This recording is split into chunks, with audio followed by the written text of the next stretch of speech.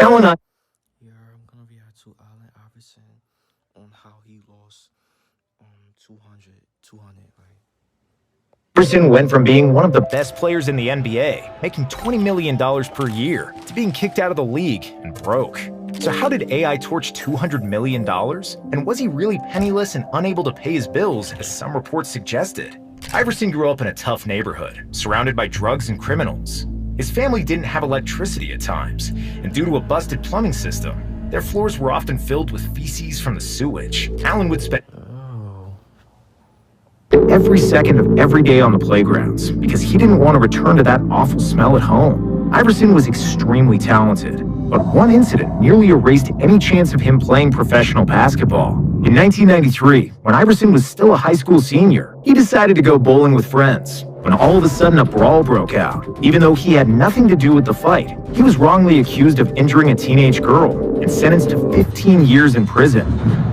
Thankfully, after spending just 4 months in jail, Iverson was granted his freedom, but the bad reputation of a convict left him with no college offers. AI's mother knew he was too talented to just give up on his basketball dreams.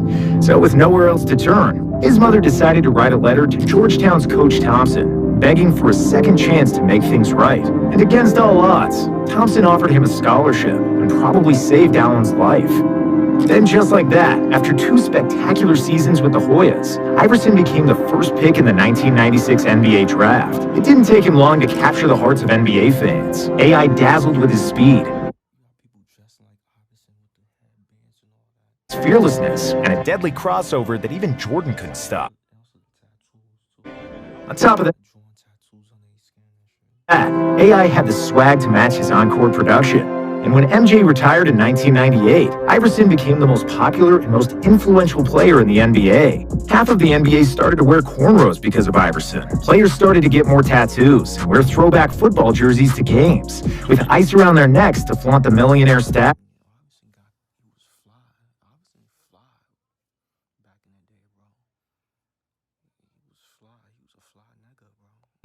I mean, Iverson was icier than the North Pole.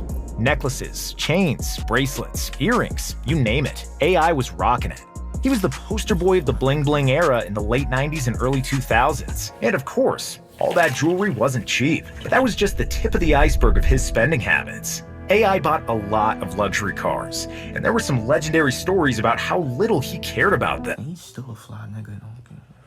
One time, his rookie teammate Larry Hughes was so excited when he saw Iverson's Bentley that AI simply let Hughes take it. It's true, he already had several Bentleys in his garage anyways. But what's even crazier than just giving away cars was the time Allen walked up to an airport parking lot and couldn't find his luxury car. Or instead of searching for the vehicle, like a normal person, he decided to call a cab, go straight to the dealership, and buy a new one. And the craziness didn't stop there. Matt Barnes, another former teammate of Iverson, spilled a very telling story about AI's lavish spending. Barnes and Iverson would sometimes go to the gentlemen's nightclubs, aka strip joints, and Iverson would routinely throw away $30,000 or $40,000 a night, just making it rain.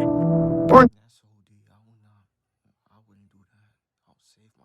also said he'd often just scoop up some of the cash off the floor and keep it, because he couldn't believe that this man was literally throwing money away. Iverson was a baller in every sense of the word, being iced out, buying oversized mansions, luxury cars, and flying private. And the costs started adding up, even if you're making $20 million a year. Here's what AI's regular monthly spending bills looked like. He'd spend $10,000 on new clothes, $10 grand on restaurants, and another $10 on groceries. $125,000 a month was just his credit cards and mortgages for various houses he bought. Then there's also the partying and the gambling.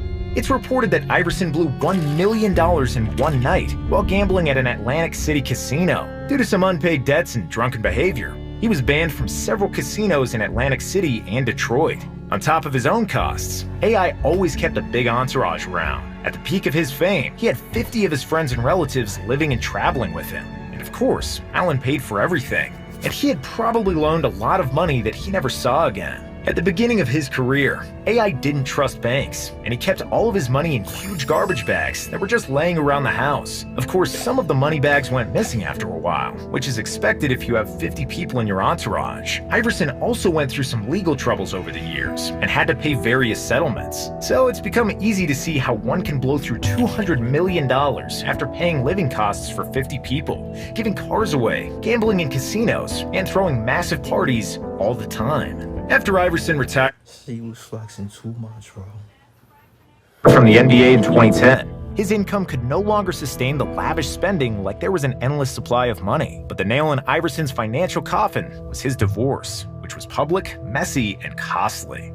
In 2012, his ex-wife sued Allen for unpaid child support and violation of a postnuptial agreement. By court order, his bank account was frozen because he couldn't pay an $860,000 debt owed to a jeweler, and 2 of his houses went into foreclosure. It seemed like Iverson had hit rock bottom, and one website even claimed that Iverson was begging for food outside of a mall in Atlanta. While the news garnered national attention and more than 100,000 people shared it on social media, it was fake news from a satirical website. Iverson never had to beg for anything, but it was definitely true that he wasn't financially solvent at the time, and that he had burned through $200+ million just 2 years after his career was over. As depressing as it may be to torch $200 million, this story does have a happy ending. All thanks to Iverson's guardian angel. One of AI's friends made Allen set up a crazy contract with Reebok, and it's arguably the most unique sports endorsement contract ever. In 2001, at the height of his fame, Iverson signed a lifetime contract with the shoe company,